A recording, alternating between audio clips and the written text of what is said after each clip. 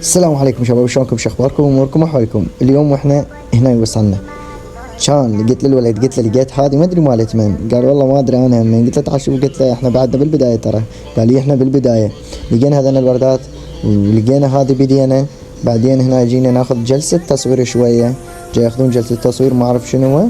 وقلت له بابا احنا صار لنا ساعه نمشي وجوعانين وكذا وهذه. فقال اقول لك احنا لقينا هذين الوردات، ليش ما نبيعهم ونروح نشتري لفات؟ قلت له يلا عادي مو مشكله، نبيعهم ونروح نشتري لفات. قال لي لا عفوا خلينا نخاف يجون عليها خطيه. قلت والله انا حصلت هاي. قلت له الف مبروك تخرجت. ما اعرف شنو من هاي السوالف. بعدها انتقل وياكم للفيديو الثاني.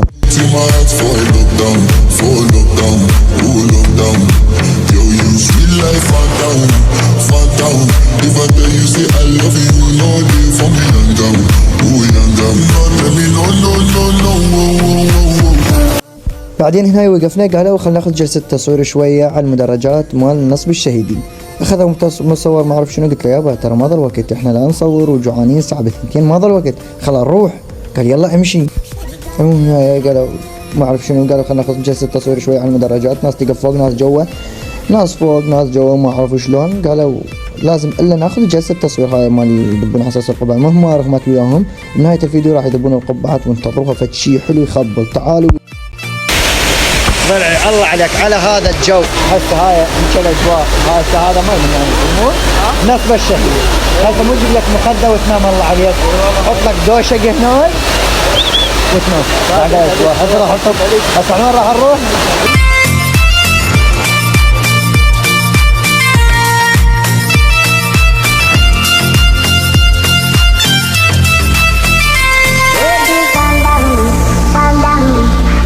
Somebody put in my heart for lockdown, oh lockdown. Yo, you feel like fun.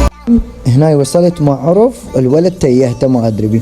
المهم صورت لكم هاي النافوره اول ما تدخل النصب الشهيد تلقاها هناك موجوده. صورها فد اجواء حلوه وبارده.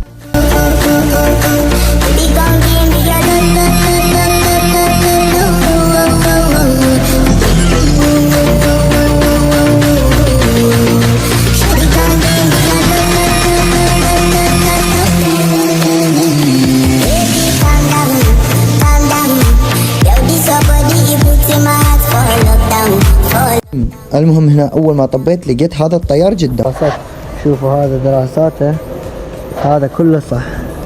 شوفوها كلها صح، ولا ما اقدر اقرب لكم لان داخل الجام. فشوفوها كلها صح 95%. هاي ايش قد 90%. شوف هاي كلها تقول من دراسات كلها تسعينات وثمانينات نفس الدراسة أبد.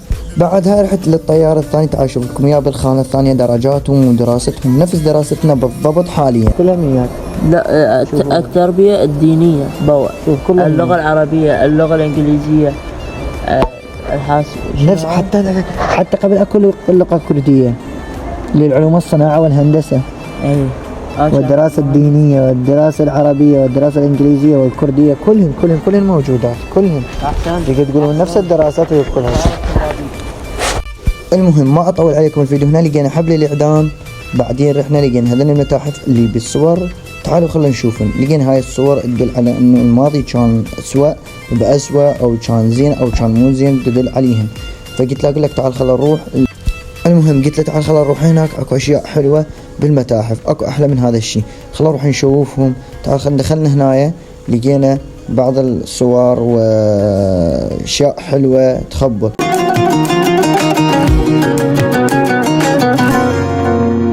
أشوفك بين أعذاري ولحظات التواني، أشوفك بين إصراري وتحقيق الأماني، وكم مديت لك حبل الرجا مني واناديك مستنيك.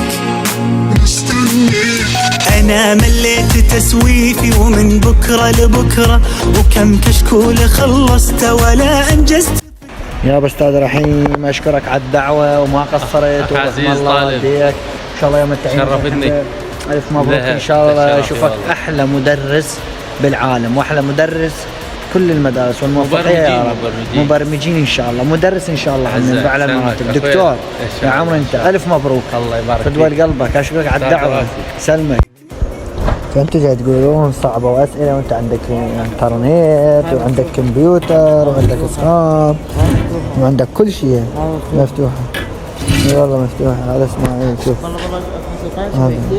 هذا هذا شيء تفحص من عندهم عاد روح زين اساسا. هاي كلها المتاحف. فلوس هذا انا فلوس القديمة تشوفوهم. هاي فلوس بنتي القديمة. هاي بنته بعد صابون فرتش الاسنان مال زين اللحية. سحر؟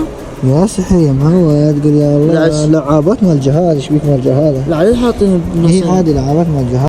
مثل ما شفت الدعوة وشفنا المتاحف وشفنا الطيارين وشفنا الفلوس القديمة وشفنا كل شيء. حتى ما أطول عليكم هنا يجي قلت خل أخذ لي كم صورة. أخذوا لي كم صورة هنا. أخذنا عفوياتنا أنا ورحيم الورد.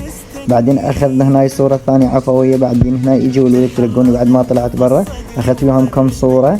هنا الولد يابا شايفين ألف خير وألف مبروك. وما أطول وياكم تعال خلينا نشوف الحفلة اللي صارت تخبل مالتهم. تابعوا الفيديو للنهاية.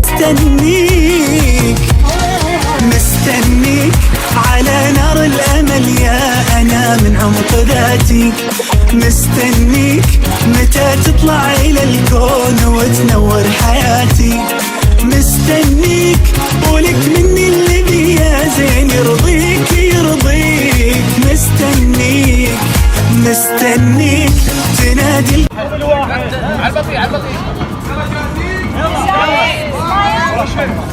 دقيقة من اليأس انتهينا. مستنيك ولك مني الذي يا زين يرضيك يرضيك. مستنيك تخيل لو أمانينا نوعدها تلاقينا وتنور ليالينا وتتحقق مساعيك أخيرا. هناي ختام ورجعنا كل تعبانين وماضيين بكل حال وانا في السيارة. خلينا لايك ومتابعة ليصلك كل جديد.